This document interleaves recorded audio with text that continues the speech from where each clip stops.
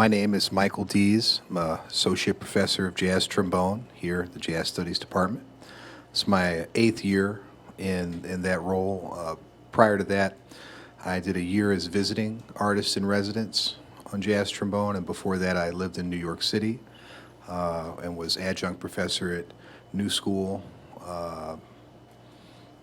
Jazz Studies program and Queens College at CUNY. I actually have a collar, Mike, so that one's for you. You have a collar. Yeah, That's he nice. gave me a lapel. So my name is Ian Oberg. I'm a senior financial educator with MSU Federal Credit Union. I've been doing that for about 5 years. Prior to that, though, my scholastic journey, I guess we could call it, was long and varied. It took me about 9 years to get a 4-year degree, and that's because I spent the first 3.5 as a vocal performance major at LCC, classical vocal performance. And then, as I mentioned to Christine, theory was not my strong suit, and I was definitely not a very studious young man. I didn't take it as seriously as I kind of wish I had, but I ended up switching majors. Then I became an electrical technology major, tried going towards skilled trades. That kind of bored me a little bit. And so I transferred to MSU into the linguistics program, did linguistics for 1.5 years, and then finished up with a degree in journalism. And now I work for a financial institution as a financial educator. So kind of jack of all trades, master of none. But I have a little bit of an understanding of the professional music world. I also have friends who did go through differing programs. I've got a friend who he got his bachelor's and doctorate from U of M and his master's from Juilliard, and he is a professional musician. His entire family are professional musicians. His father used to be I believe he was the director of the Lansing Symphony Orchestra, possibly Lansing Jazz Orchestra, John Dale Smith, if you know the name. But his son is one of my friends and helped me out with getting a lot of helpful information. I give a lot of presentations on budgeting, but most of the presentations I give have to do with having a steady source of income, whether it's a part-time job, full-time job, something along those lines.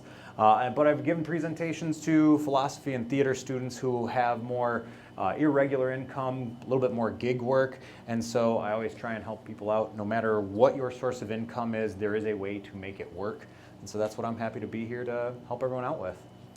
And don't mind me, I just have a couple notes to make sure I'm keeping things rolling and touching on the right subjects. So just a little bit of an intro on what we're going to talk about this evening, things that just musicians in general and those who don't have regular or steady streams of income might want to keep in mind. Things like retirement accounts. How are you going to save for your retirement?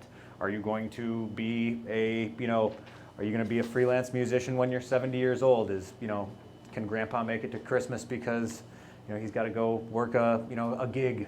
You want to make sure that you have plans for the future as well as plans for your day-to-day. Other things like building positive credit and obtaining credit. One of the most difficult things for a professional musician is to get loans for cars, homes, things like that, because a lot of lenders, you can have exceptional credit, but if you don't have a reliable source of income, a lot of lenders will shy away or be hesitant to give you the opportunity to build that credit, because if you're getting a 30-year mortgage, are you going to have steady income that's going to be able to pay that for the next 30 years?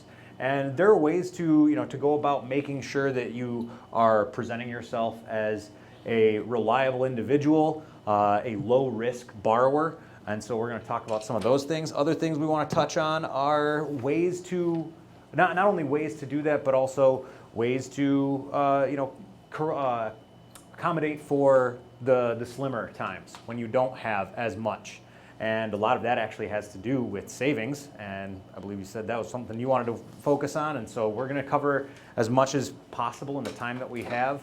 I believe we're going to open this up kind of to a question-answer. Was there anything that you wanted me to touch on before we just started having a conversation?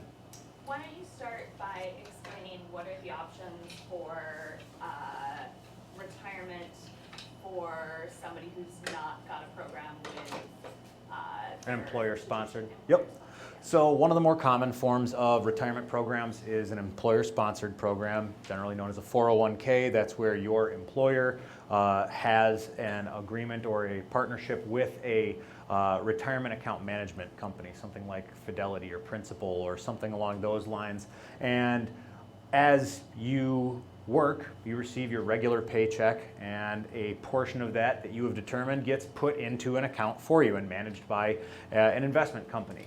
And when you're working for yourself, if you have if you're doing gig work, or even if you just have an employer that is a regular source of income, but they might not be a large enough organization or company to offer an employee-sponsored retirement plan, then how do you counteract that?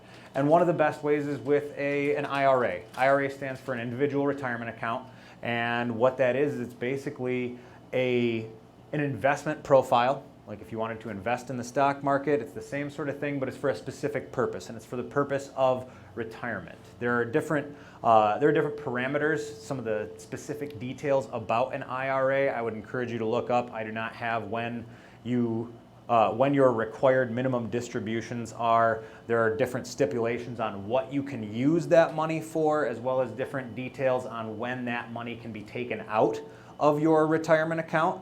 Because generally, an IRA and a 401k, the idea is you are contributing to it over the lifetime of your career. And then once you've retired, then you are able to withdraw from it.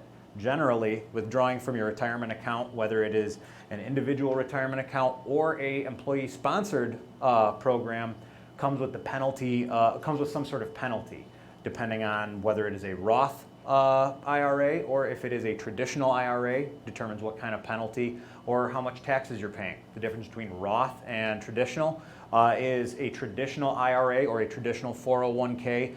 Your money is going in before you have paid taxes on it. And so that's coming out of your gross income.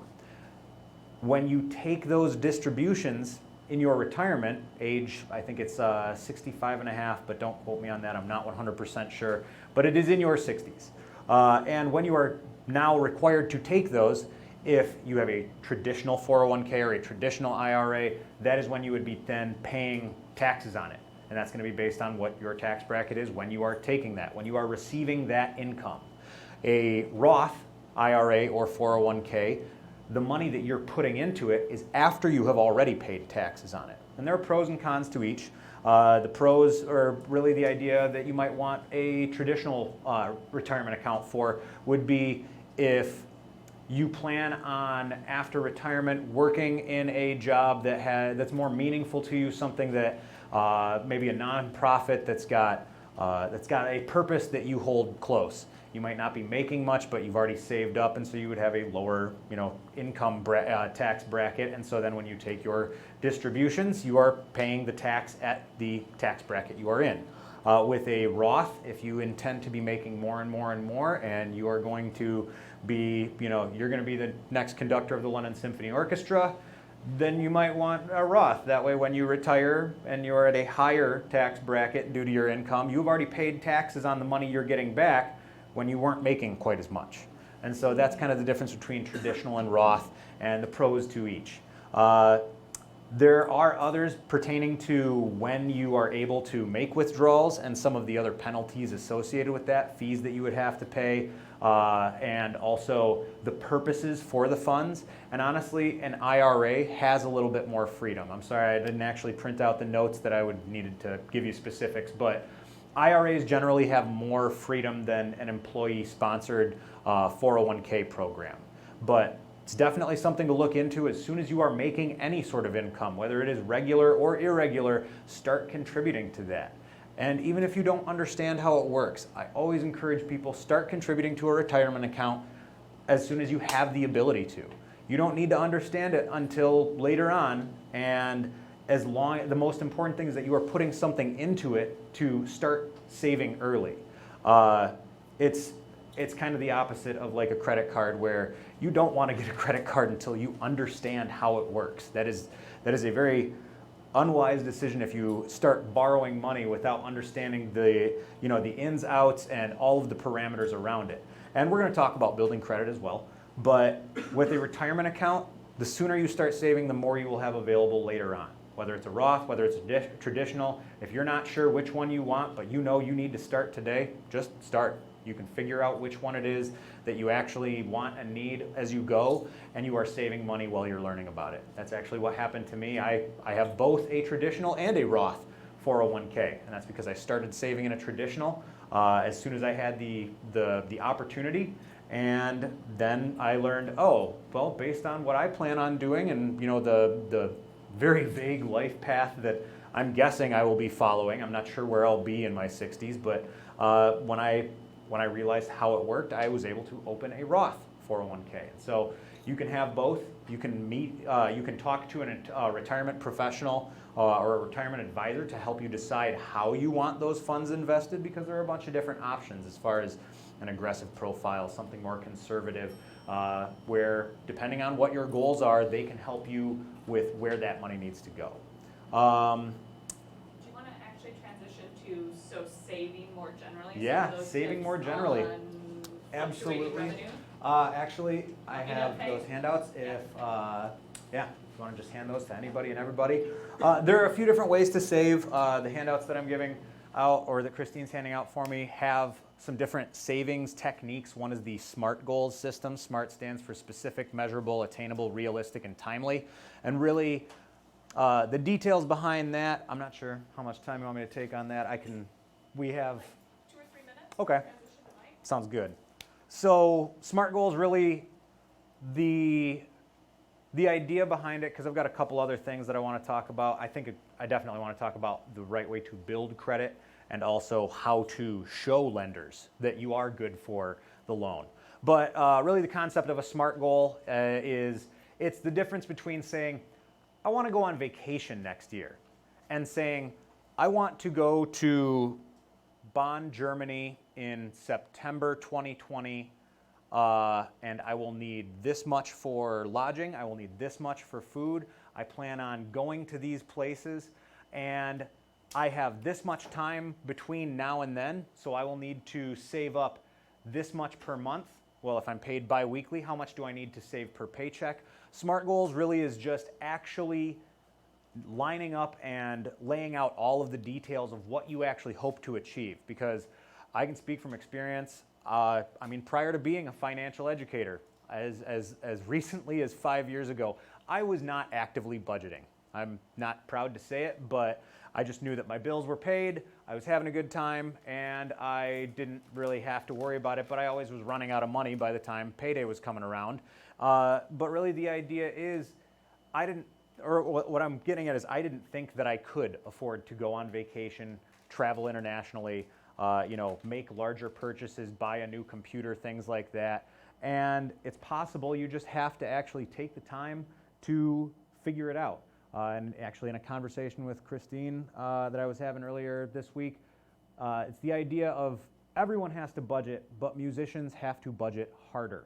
You have to budget harder because you do not have that regular income, and it's up to you how much income you have coming in. But really quick before I pass it off to Mike, the concept of credit, particularly how to build credit when it's not the easiest thing to obtain, especially if you don't have a steady source of income, and how to get those larger credit items like a car loan or a home loan. One of the best ways that I have been able to suggest to build credit is actually with a credit card, because the credit card actually gives you the most freedom to, or the most control over not only how much debt you have, but also the direction that your credit goes in. As I mentioned earlier, I want to make sure that I put this disclaimer out there. Do not sign up for a credit card with anyone, not with us, not with anybody else, until you understand how it works. And there's actually something that's given out with every single credit card application. It is a federal requirement that every credit card company provide you with a document called the Schumer box. And it's like a grid of all the parameters of the credit card. Technically, there is no such thing as a hidden fee with a credit card, because that is illegal.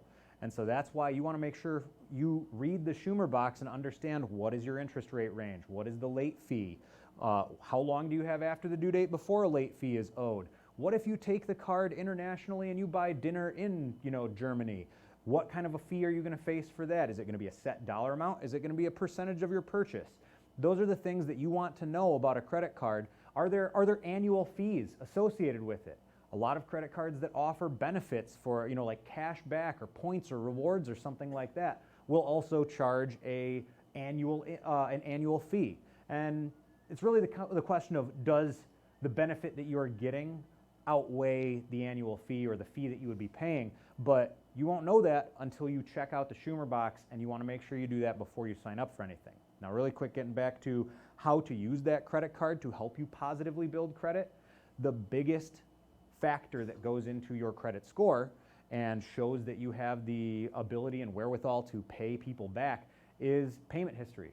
And that 35% is actually the only thing you need to satisfy 35% of what gets factored into your credit score is minimum due by the due date. That's all you have to do. Now, anything else that you can do, if you can pay it down to zero every month, even better, because then you don't have to worry about some of the other factors like how much you still owe after your due date. But the technique that I like to recommend is most people have some form of streaming service, whether it's a video service, music service. Does anybody in here, everybody in here have some form? Hulu, Netflix, Amazon Prime, Spotify, Apple, Apple Music, all of those things. That's generally tied to a debit card or a bank account where your money is. That's your money that you are paying for it with. Now, a credit card, you are using someone else's money. If you are using the credit card in such a way that it is somewhat superfluous, it's not really necessary, you pay your Spotify account with your credit card, and your credit card gets paid by what you were paying for your Spotify account with before, whether it's your checking account or a debit card. And the credit card is just being put into the middle between Spotify or streaming service and your money. The credit card's going in the middle solely to give you something to pay back, because that's really all credit is. It is your reputation for paying people back. And so you can start to build good credit by simply using a credit card for a singular, or it's up to you. Once you feel comfortable, you can use the credit card for multiple purchases a month, but the best way to handle it is to only use it for things that you can actually pay off. You're avoiding being charged any additional interest, which is really just a rental fee on the money that you're borrowing. And you're also making sure that you're not getting hit with any fees, and you are demonstrating positive credit, the ability to pay people back what you borrow. Now, the other thing about showing a lender, because that's going to help boost your credit score, that's going to show that you have the reputation to pay people back and that you take paying people back seriously. But how is a lender going to know that you are able to pay them back? Like, sure, you would pay me back any day of the week if you had the money, but how do I know that you are going to have a source of income 10 years down the line? If I give you this 30-year mortgage today, how do I know that you're going to be able to be paying for it in 10 years? And one of the best things that you can do is document everything. Document every expense, document every time you get gas, driving to a gig. If you're driving to a gig or you're driving to, a job or even an interview or something like that, you can write that off because that is an expense pertaining to your profession. And the other ways that you can show a lender that not only are you responsible with keeping track of your payments, showing that you received payment, bringing pay stubs, check stubs, things like that. Also, if you are able to, if you're working a job where maybe you're working for an orchestra or you're working for a church, or I would imagine it'd be a little bit easier if you were working for a military band or something like that. But really, the idea is you can ask your employer if they can write some sort of promissory note for you. If you know and they know that you will be working for them for years to come because you have a good working relationship, it's just not a standard business world relationship, then your employer may be more than happy to provide you with a letter of intent showing, yes, this individual does work for, the Lansing Symphony Orchestra. I'm actually just kind of going off of an example. My friend that I tapped for a lot of this information, he works for the Toledo Orchestra, and he lives in Dexter, and so he drives down to Toledo on a regular basis. He has a app that tracks how many miles he's driven so that he knows how much to write off on his taxes. He got a letter from the Toledo Orchestra saying, yes, Jonathan Smith does work for us. We we fully intend to keep him on staff for the foreseeable future, and he will be receiving this much on these, at these intervals. And so that also speaks to your ability to show that you can generate income and that you will be able to make those payments. So those were the things I wanted to touch on. I'm going to pass it off to Mike unless there's anything you want else covered. Awesome. That would be great. So I have a 6:30 rehearsal to me too. So we have a concert. The jazz orchestra's Friday, tomorrow. It's going to be a lot of fun. So everybody out there in TV land, come to that concert. All right. So I'm going to try to sort of fly through these things that I have on this handout here that Ms. Beamer will so nicely pass out. And just a little tiny primer about where I came into learning about my own fiscal thoughts. I play saxophone as an 11-year-old, right? And I found the trombone when I was 17, got really into it, fell in love with the trombone. My parents had I call it like a lifetime movie divorce, like a amazing, terrible, dramatic divorce. And so I ended up going to college with zero support. I no drop off at college, no here's $100. I'm on my own at 17, and thank goodness I had a scholarship. I was really fortunate to earn a full ride to college, and so I had a reason to investigate some of these financial things. I just had zero money. Had zero money and no help, and I remember how frustrating it was my friends had their cars that the parents bought them, which hopefully I'll be able to buy my kids, a modest car. But being at that stage and needing money and needing to figure out a way to get together was really, really important to me. So I made this document reminiscing about important things that I discovered while a college student and then eventually living in New York City where things were very, very expensive. I'm just going to go down this giant list of things called fiscal thoughts. First I have here, this is not in any specific order, but I have find a tax professional via referral that you can trust, have them help you organize expenses. This is something that I think is really cool with the two of us presenting, that Ian can provide these really specific, go to the credit union, ask about IRAs, Roths, all these things. The specific information should be given to you by somebody that works in that industry. And I like to deal with sort of the bigger, not bigger, but I guess umbrella type ideas about, how to think about and organize these big thoughts. And so the first one I have is find somebody that knows how to do your taxes. As an artist, you're going to be writing things off and claiming things and tallying miles and doing a little extra work to document how much money you're spending in your field. And you need somebody that works with artists so they can tell you the short and easy way to do that, rather than someone that works with different people in different fields that might not know that you can write off a uniform, or that you can count part of your home studio as square footage that you're using in your work. It's really important. So I have a little example here. Pass a few of these around. These are worksheets that my former tax person used. Now I don't have an example, but if you go through them, you'll see that you can list all of your automobiles. You can list musical instruments that you've purchased, software, journals, membership in different conferences and committees, all these things that you're spending and that you can get money back for at tax time. If you'll keep going in those examples, you'll go to number 2, which says prepare yourself to be available for work.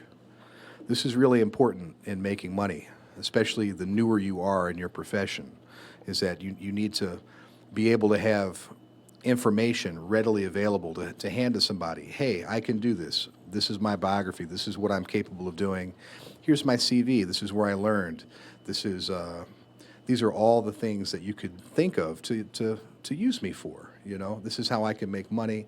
This is how I can be of service to you. You know, as an artist, the word of mouth and the networking and and just talking to people, that's a really big stream for income because that's how people get to know you. And if they dig what you're doing, then they talk about you to their friends. So that's why number 2 is really important. Keep a biography, CV, artistic project available in hard copy and on the cloud, ready to share. All right. So in that example, I have a copy of the first page from my CV and a professional bio that I had a jazz journalist write. Number 3, establish a baseline budget or your personal operation costs. So, you know, I'm treating myself in this case like a company. Like I'm a company. I'm making money and trying to provide a service, and I need a baseline budget. Like, what's the minimum operating cost to keep, you know, Michael D's, you know, corp afloat, right? And so I put a bunch of basics here. This is back in New York in 2002. Rent, I had this really tiny apartment. You know, I wanted to find a safe but small place that I could afford so that rent wouldn't destroy me every month and I wouldn't have to move. I couldn't move home. You know, home changed, you know, so I had to stay where I was at. I didn't want to leave the city.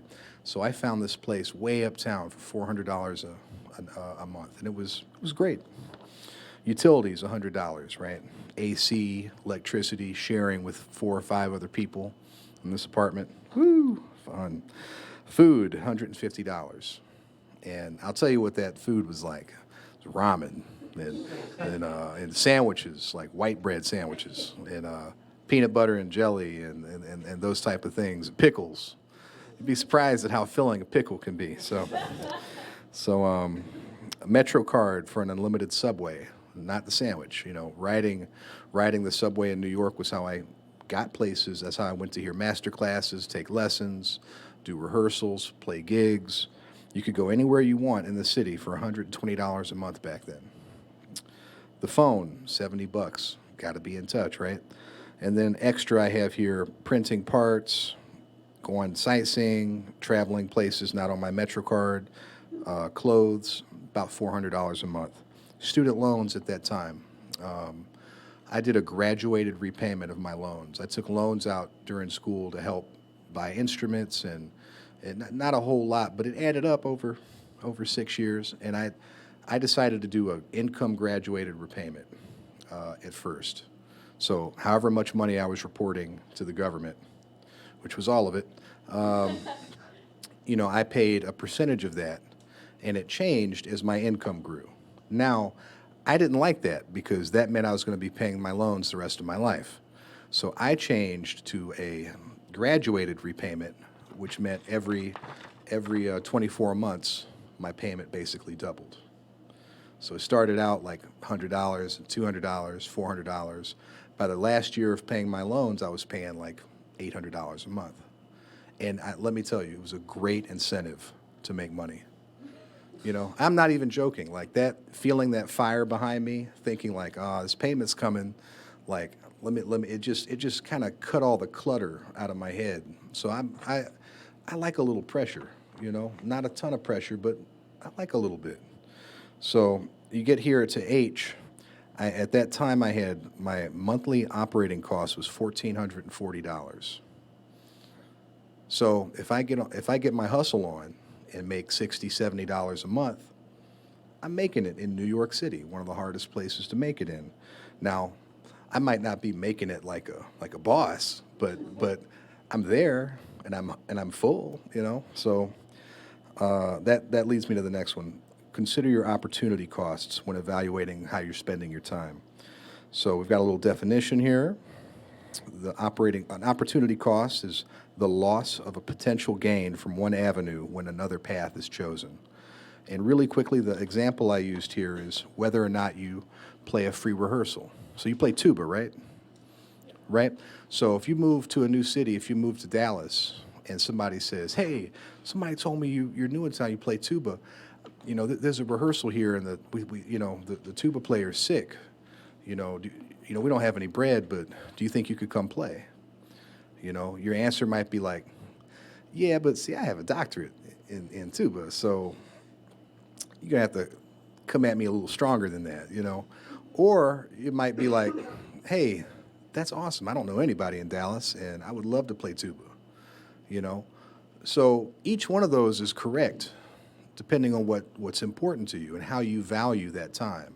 If you're looking at it as I'm valuing the strength of my degree by choosing to not do something for free, therefore setting my wage, then that's cool. And you'll find out how you fit in the market depending on how your career goes after that. If that happens to be a thing of like, hey, you know, don't call her for tuba unless you have something serious, and then you get a serious call, voila, it worked, right? That's important. That's something. Thank you for letting me use a low brass as an example. So, low brass forever. So here's the thing. My example of that is a friend of mine from school asking me to record for a wedding band. He said, "Hey, can you come? It's 2 days in the studio. I want to make a CD for a wedding band, and I want to use it to get gigs. It's 2 days in the studio. It's a lot of music. I can't pay you anything. We might have pizza and soda." So we did the record date. I said, "Yeah, that'd be great." I was 19. We did the record. Guess how many gigs we got? Anybody? Zero. Zero gigs. But we got a CD. So we did the gig, and it was like the cat came. He's a trumpet player. He said, "Man, I'm so sorry. I really had high hopes, but it's hard, man. It's hard in New York." It's like, "Cool, no problem." He said, "But don't worry, man. I got you. When something comes up, I'll give you a call." I was like, "Cool." Just like the gigs, I was thinking. So he did call me 5 years later. He said, "Are you free Sunday to come do a recording session?" And he said, "Don't worry, it pays." So I show up to the studio, open the door, it's Alicia Keys and Swiss Beats. So we turns out Alicia, for her 2008 recording as I Am, she forgot to add horns while she was in LA, and she's from Brooklyn. So she was back to New York and was like, "Oh crap, I have to send in my music. I need horns." So who does she call? This cat, because he's gotten friendly with Michael Bublé. And so he's like, "Who can I call? Man, Mike was so cool, and he did me that solid. I'm gonna call him." I show up, play one song on the record. That one song ends up getting picked for the best R&B single 2008, and I got paid, all because I did a free record date. And I was thinking of my opportunity costs. I was thinking, well, ain't nobody else calling me for any record dates. And I've never really been in the studio that much, so I'm going to learn something either way. Yeah, let's do it. So it turns out, guess who else was on that record? Y'all heard of John Batiste? He was the pianist on the record. And I had no idea. Back then, he was just a pianist that moved to town to go to school. So that's my little story. They don't always work out like that, but that's my fun story about that. Number 5, invest in yourself. So I've got here, purchase musical gear equipment that will retain resale value, so you can sell or move it if it's required. It's really important. It's like sometimes we want things, but we have to be thinking of where we are in the continuum of our career. If you buy something or invest in an instrument, in software, in clothing, in jewelry, in anything that you spend your hard-earned money on, if you invest it in a place where you can't get a return on it, bye-bye, it's gone. You don't ever see it anymore. But if you buy an instrument that has a solid reputation and will hold its retail value and will perform excellently for you, like Yamaha musical instruments. I am a Yamaha artist, but that's a joke. But that's a real thing. Like, think about where you spend your money and spend it for quality. I gave you some examples here. Finale or Sibelius costs about $400. But if you learn how to do Finale and Sibelius input and notation, and you start working for people, that pays in a union rate $15 to $25 a page. If you get really good at it, remember it's a competitive world out there, they call you for that. All of a sudden, you're making bank writing music and putting notation in there. Plus, if a famous musician like, I don't know, Wynton Marsalis hires you to input his music, now you get to study his music while you're making money making parts. So you're getting like a double whammy. And then one of our graduates, Lynn Gruenwald from Jazz Studies, graduated, I think, 2005. She started doing music for Wycliffe Gordon. And she paid the rent every month with Wycliffe's money, right? But she only had to buy Finale once. Does that make sense? So there's a ton of examples of that. So websites, recordings, lessons, musical gear, like have an eye on how that money is being spent. What is it going to do for you? How is it going to improve you? If you get a website, don't get a website just for vanity. Like get a website, list the services that you can offer. Can you write? Can you play? What kind of styles can you play? Can you teach? Do you teach kids? Do you teach little kids? Do you teach big kids? Will you travel? What do you need for that? And so it's really like having an eye towards making money back from what you're doing. Now, here's my overview of, not nearly as specific as Ian's going to get, but number 6, start building your credit. I say here one card at a time, and I 100% agree that if you don't know what's happening with credit cards or you're not willing to read that Schumer box, then you don't need a credit card. All right? That's just real talk. Enroll in AutoPay. AutoPay is a lifesaver. What AutoPay does is it says, oh no, you haven't paid your minimum balance. Don't worry, I got you. We're going to take it from your bank account. Now you haven't missed a payment. So the Equifax, Experian, and TransUnion, they all think that you're on it, but it's really AutoPay is hooking you up. But even with that, letter C here, still practice checking on your money and payments at a set time every month. Like get in the habit of being old-fashioned that way. Like you have a checkbook and a ledger, even though you don't. Just get in the habit of having a day before your due dates and being real with your money. Use a calendar app. Google Calendar is very important. I would not have tenure without Google Calendar. Let me just say that right now. That's very, very important because you have to be in meetings, you have to have your stuff together, and Google Calendar is almost becoming the universal way that colleagues and departments and universities and professionals all communicate and get things together. Buy an inexpensive car. When I saw the heading about home loans and all those things, I was like, it took me a minute to get to a place where I felt like signing up for a loan. So in the meantime, before that, guess what? Sometimes cars cost $1,200. Sometimes cars cost $2,000. Nice cars, under 100,000 miles, So you can just save up and buy a car. Or if you take a loan out, you could even get a loan for a really low amount that you can probably get the bank to deal with. Here's 7 and 8. Identify every legal way that your profession makes money.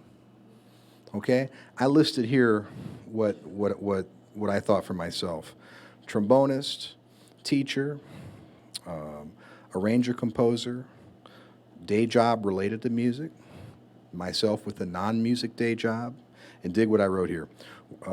Working as a temp office, working at a Starbucks, working at a jazz club as a waiter, bartender, working at a place that I want discounts from, Best Buy, clothing store, Apple. It's such a privilege, I think, to be an artist and to be in love with like what you do that somebody, I had a student yesterday, so appropriate. He asked me, he's like, hey, prof. That's how he talks. He's like, hey, prof, did you ever have a day job? Did you have to get a day job? And the vibe in his voice was like looking down on a day job. Like that meant something's not happening. And I was like, yeah, I had several day jobs and they were great. I had a great time. And he was like, word, because he thought, because I think he had heard from, different people's approaches about that. That a day job was a bad thing. And I was like, no, day job's a great thing. A day job lets you make music. It lets you stay in the game. I worked as a temp in New York. I used to take the subway down to 42nd Street every day with a suit and tie on and shuffle papers for $9.50 an hour. And then when I would leave, I would go get my trombone and go hang out in the village and do my thing.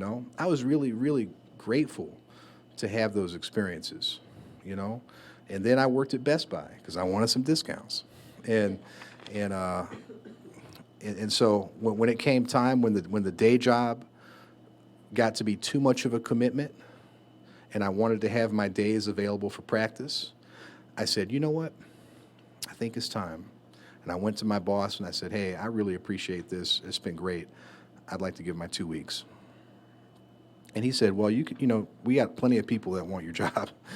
You can leave now if you'd rather. I said, peace. And so no, absolutely zero animosity to a day job. It's hey, we need to make money. And sometimes as an artist, it's hard to just walk into a week full of gigs. It takes time. For some of us, it hardly ever happens. Sometimes it's doing gigs that we don't want to do. All right? And then let's go to the last one here. Other general tips. This is stuff that I think helps. Make lists. Keep track of everything you want to do. It's kind of the same thing. Choose to have a good attitude whenever possible. That's actually like the most important of everything. Ask questions. Information is your friend. Be aware of your sleep schedule. Try to sleep. It's hard to think about Roths and IRAs and saving and spending impulses and if you can't stay awake, like my teacher, one of my teachers is the principal trombonist in the New York Philharmonic, Joe Alessi, and I got to study with him for a year, and he told me, he said, Michael, if you want to win an orchestral job, you got to practice early, every day, because the mind is sharpest before 2 p.m.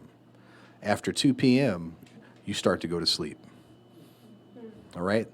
And hey, he is, one of the most successful teachers in placing students in orchestras. Probably helps that his students are Juilliard students, because, but I remember those cats, they would come in and they would not have it together. And he would say, I want 75% of your practice done before 2 p.m. because your brain is like hydrated and ready after a night's sleep, So think about that. That's good advice. Just a study published on that researchers confirmed. Yes, true. And there's a book called Sleep Smarter that's amazing. If it's not on this page, if you check out Sleep Smarter, it'll change your life. It's a guy that healed himself from degenerative bone disease through sleep. It's amazing. Hang out with people that can lift you up, that you admire. Beware of people pulling you down with bad habits. All right?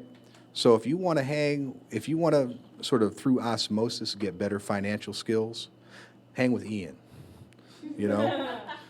It's like hang with somebody that knows what they're doing with this stuff. And I promise you, it will float over to you.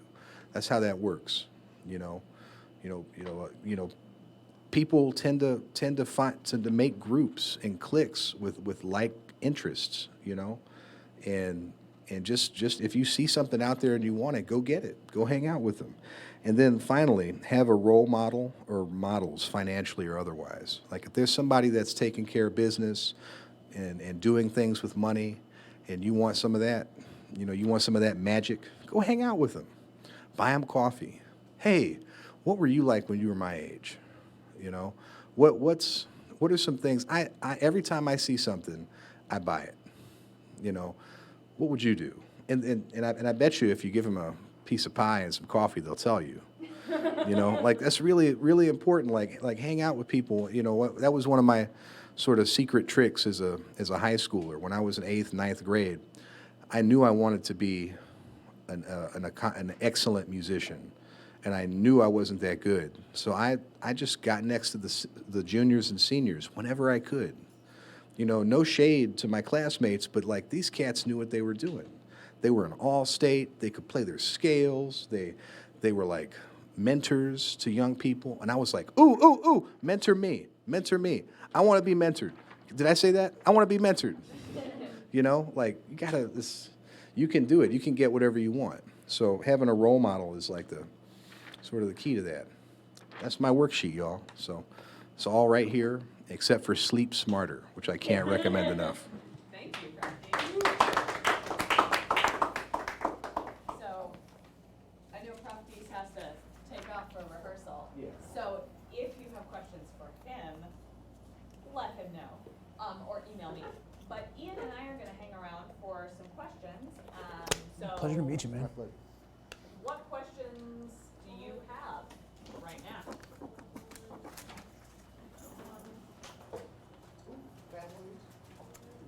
I'm just gonna And set if you my don't have stuff aside. questions, that's cool.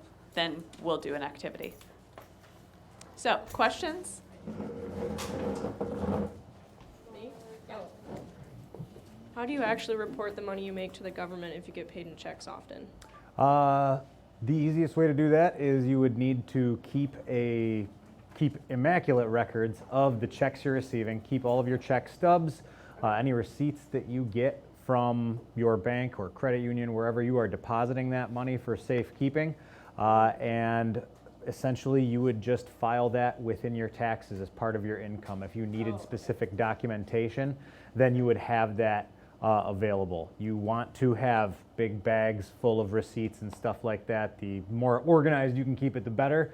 But essentially, don't throw any receipts away. It doesn't matter if you went to go buy coffee, because like Mike was saying, if you're buying coffee with a professional that you are trying to learn from, and that is actually helping your professional advancement, that counts.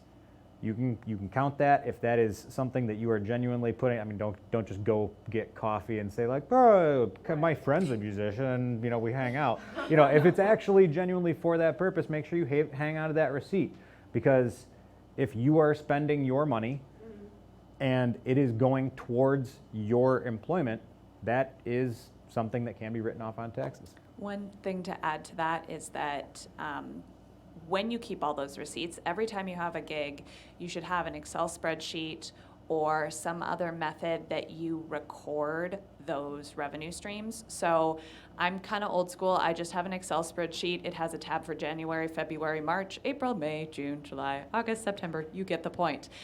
Anytime I do a gig where I get paid in cash or in a check, I log it in. I log what day it was, who paid me, and how much I got paid. And then I go deposit it in a checking account that is for all of my professional income. So I actually have two checking accounts. I have a personal checking account and I have a professional checking account. And I have two credit cards. I have a personal credit card and I have a professional credit card. And the reason I do that is it's way easier for me to track my expenses at the end of the year. So I'm looking at not only my receipts that are in a shoebox, but also checking to make sure that I have remembered to log all of my income that I made each month, because otherwise I have no idea at the end of the year how much I actually made in self-employment income. Okay. And would it be possible to scan receipts and save them, or do you need the actual paper receipt? Oh yeah, there is technology. Yeah, I mean, it would still be wise to hang on to the actual receipts, like essentially. In case you get audited or Yep. something? Don't get rid of anything until it's been at least 10 years, I think is the guideline that I've heard. Like essentially, if it has to do with your taxes, hang on to it for a minimum of 10 years. Find some space to keep that big box full of receipts, but don't get rid of anything for at least 10 years. Okay. Yes. Sorry. So everybody can hear your question. Oh man, pressure. No, just I don't know if you know or so you know somebody that knows some tips of how to tackle all this process and how work towards pension funding while being an international student. Yeah. I'm not 100% familiar, but if I'm not mistaken, an IRA, that's something that, I mean, it's a similar concept to, it doesn't matter where you're from or where you live. You could go on, apps like Robinhood. You could go on E-Trade, and you could just invest your money in the U.S. stock market, in international markets. And really, that's all a 401k is. That's all a retirement account is. It's just with a specific title on it. And so if you are your own boss, if that's your business, it's as simple as going to an investment professional, something like, only a few names spring to mind, but yeah, like Principal or Fidelity or I think ING is another company, but it's just an investment company. But a retirement portfolio is just a specific type of investment, and the nice thing about that is all you have to do is contact someone at that organization, say, hey, I'm looking to set myself up for the future. The only real stipulation that you would want to keep in mind for an IRA is that you have to have a source of income. It doesn't have to be a regular source of income, but you have to have something to put into it. The thing is that it needs to be documented, and on being an international student, you're not allowed to have documented incomes because you're here on a student visa. Ah, that makes it a little bit trickier. Because I know that once you have your income that may not be allowed to be documented, you can absolutely document that you put towards a IRA, and that may even be, and I'm just kind of spitballing here, that may even be a method that you could use to show your income. Because if you can't have documentation of you receiving income, you can show that you at least, if I don't have income, or if I can't show you where I'm getting it from, I can show you I've got it and I can tell you, and maybe you can get some sort of promissory note or a letter of intent from an employer, where if you can't have the nuts and bolts paycheck, you can at least get someone who is of authority that has a hand in you receiving this income, whether it's your boss, their boss, the person who got you the job or the gig. If they can vouch for you, that could be of assistance. That it certainly can't hurt you to try and find other ways to show, yeah, I'm getting this income, I'm just not allowed to show you that I'm getting this income. I would also say that the Office of International Students and Scholars, that would be the place I would start on that. They're going to have way better And info. the other question is, can you save? If you're not investing that money, can you at least start saving? Then my follow-up question, would it still be beneficial for me to keep track of all the receipts that I'm using for work that I'm not allowed to be paid for? Absolutely. If for no other reason than to make sure that you have it documented, should you ever need it. And then say you are no longer on a visa. Either you have dual citizenship or you've gone back. Where are you from? Italy. Okay. Molto bene. If you say you go back to Italy and you are just working there. If for no another reason, the practice of keeping and documenting everything, that's just going to set yourself up for good habits in the future. Thank you. You're welcome. Other questions? I'm going to go here and then I'll go back to you, Alex. Yeah, I had a question. Well, actually, before I asked my question, I walked in a little late, so I didn't get your name or your title. I'm Ian. Hi. Okay. Nice to meet you. I'm a senior financial educator with MSU Federal Credit Union. We've said it a million times, so just rattle it off real fast. Cool. So I was wondering about, if you're a band leader and you're hiring a lot of musicians all the time and you're getting one check for those engagements, and you're calling different musicians every time, so it's not over, $600. Do you still W-9, or I don't know, is it a W-9? Do you still 1099 them, or how That do is you? out of my league. I'm just going Okay. to say right now that I'm not for sure about. But Mhm. if you were here for when Mike was like starting out, Uh-huh. first thing on his list was find a trusted tax professional. Mhm. They're going to be able to tell you how to handle taxes. Okay. I wish I could answer that for you, but that's out of my league. I mean, honestly, that's going to be my answer too. Is actually if you're regularly a band leader and you're hiring other people, that's the time to talk to an accountant and say, how do I need to do this so that I set up good practices, so that I issue people 1099s, because so that's definitely something you should ask Professor Deese. But when you're a band leader, it's time to consult a tax professional.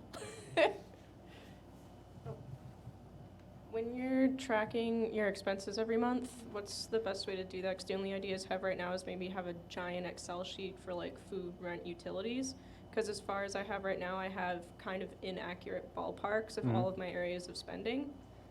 I'm just trying to figure out how to do that more accurately, I guess. Best answer is also kind of a cop-out answer or sort of a trick question answer, but it's still going to help you out. Use the method that will keep you going back to it consistently. Whether you are a pencil and paper person, I mentioned my friend Jonathan, who he gave me a lot more insight than I would ever have just on my own. So I'm going to just pass along your thanks to him. He actually keeps a physical pencil and paper ledger. He has a massive ledger that he literally writes every line item in, and that's what works for him. That's what keeps him on track. And if that's what works for you, that's going to be your best method.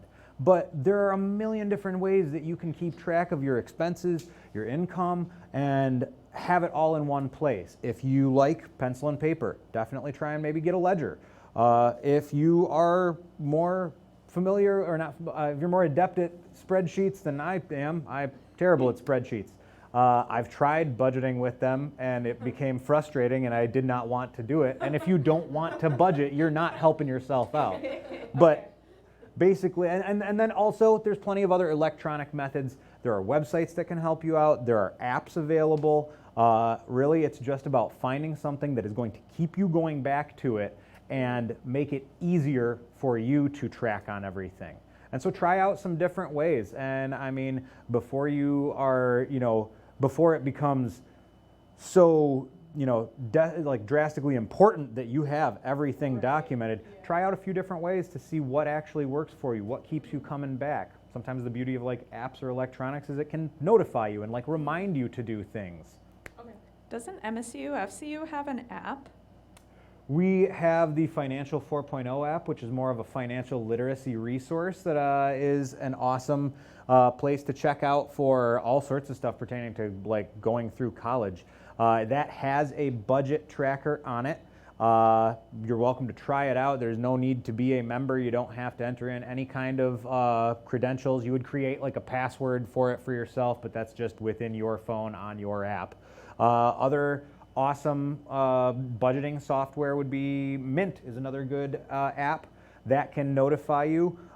Check with your financial institution. I've only worked at MSU FCU, and honestly, one of my favorite things about my job is it's non-commercial. It's not my responsibility to pitch our services and products, but being as that is my experience, I can tell you, check with your financial institution, whoever they may be, to see what kind of notifications you can set up for transactions.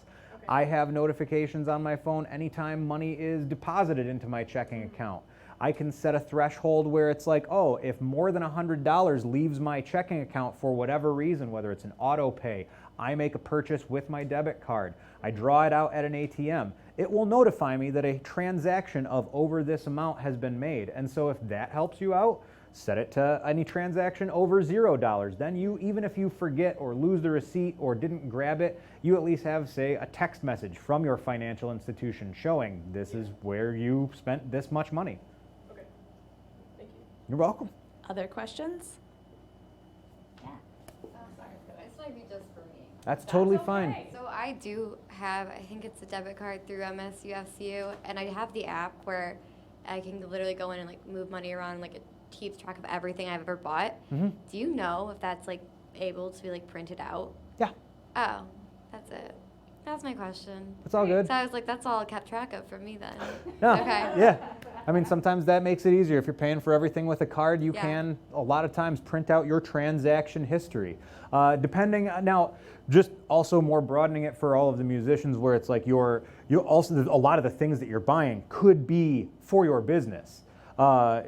You want to make sure that you also have the receipts to show what it was you purchased, because transaction history from a financial institution is just going to show that you spent Yeah. this much money at this place. Yeah, they're not detailed. So that's where I want to make sure that I'm stipulating that if it is going to be, if you are trying to document it and keep track of it for the purpose of getting money back, you want to make sure that you also keep the receipts and you have itemized what you spent this much money on.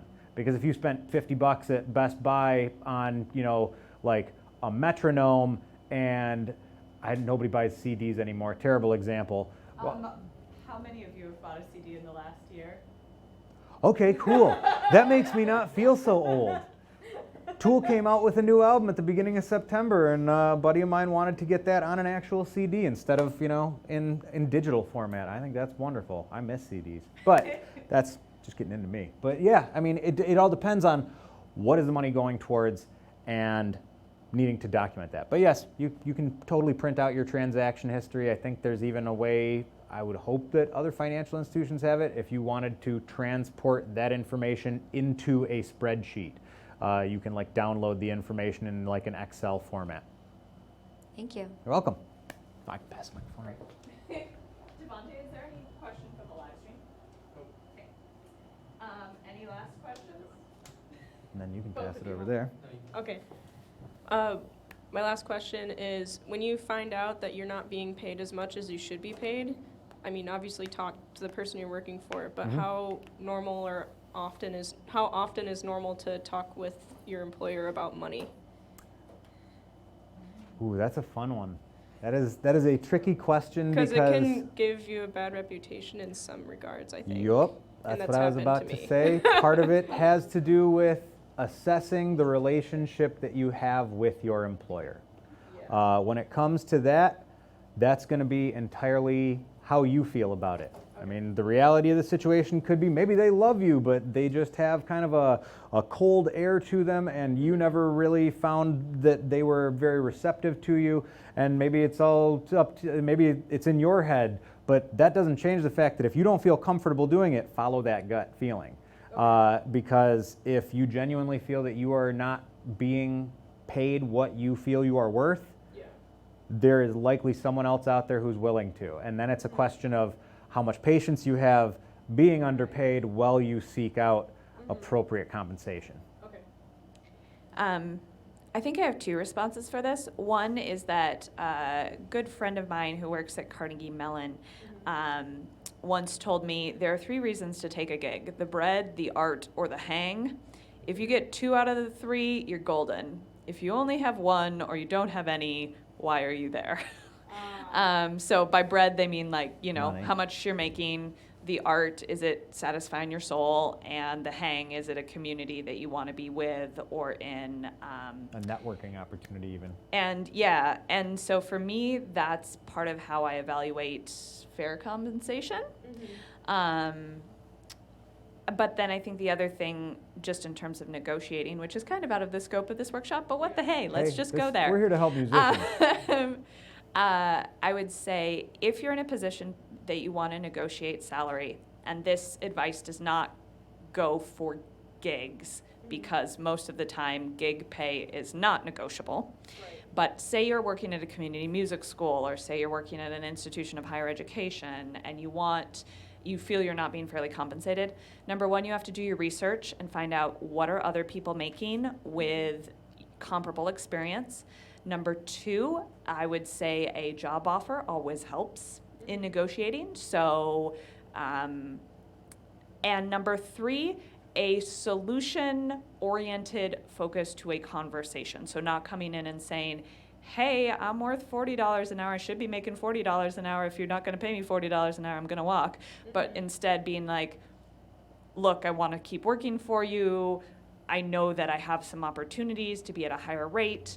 What could we do to enable me to keep working for you? Are there other opportunities for me to add services in a different way? Do I need to write some grants with you? That kind of solution focus. Okay, thank you. Actually, before I get to my other question, just to follow up on that one, say you're working for a company and you feel like you're not getting paid enough, and they can't offer you more like hourly rate or like a financial amount.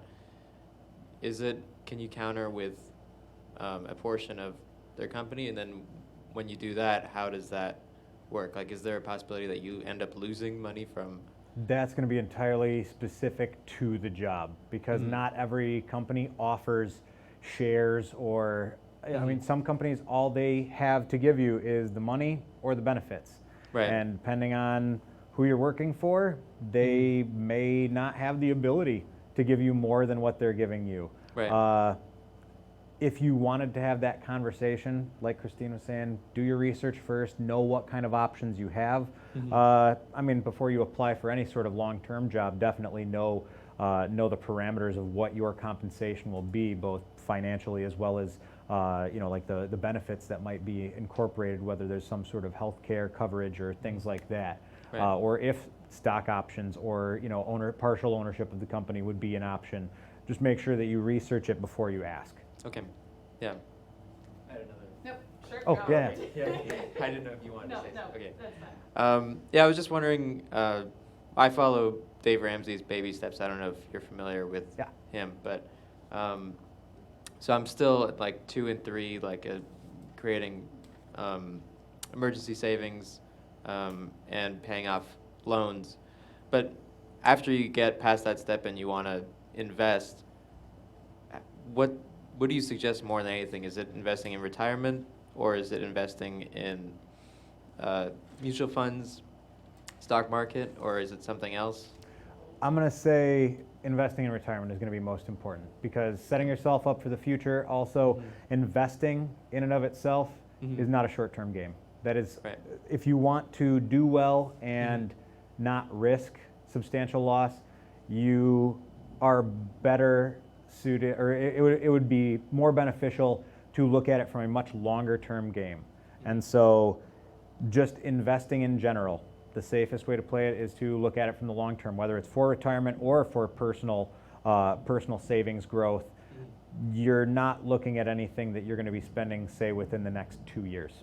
Right. And so it's really just a question of what are your goals, because that's just it.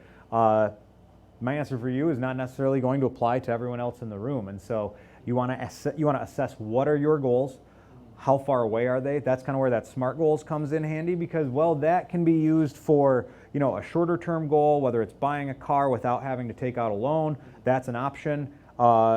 It's the concept of what do you want the money for? When are you going to need it? And researching what the best way to get from point A to point B is going to be. Thank you. Sorry, I feel like that didn't really answer what you're looking for, but it's more of a general concept that you can kind of apply to your specific situation. So we're out of time, but if you do have more questions, let us know. Come up, talk to us. We're happy to answer. And we were going to do an activity, and we essentially ran out of time because We're just having so much fun. Because you all had questions, and they were great questions. Maybe we can hang out again some other time, do an activity. But on that note, Mary has some surveys. If you haven't met Mary, she is amazing and the assistant at the Community Music School in East Lansing, and she also is the Running Start program assistant. And we'd love to know what financial topics we should talk about next. What I promise I will send you as a part of this workshop is sort of a do-it-on-your-own version of the activity we were going to do, and also some other financial blog resources that might be relevant to you. So thank you.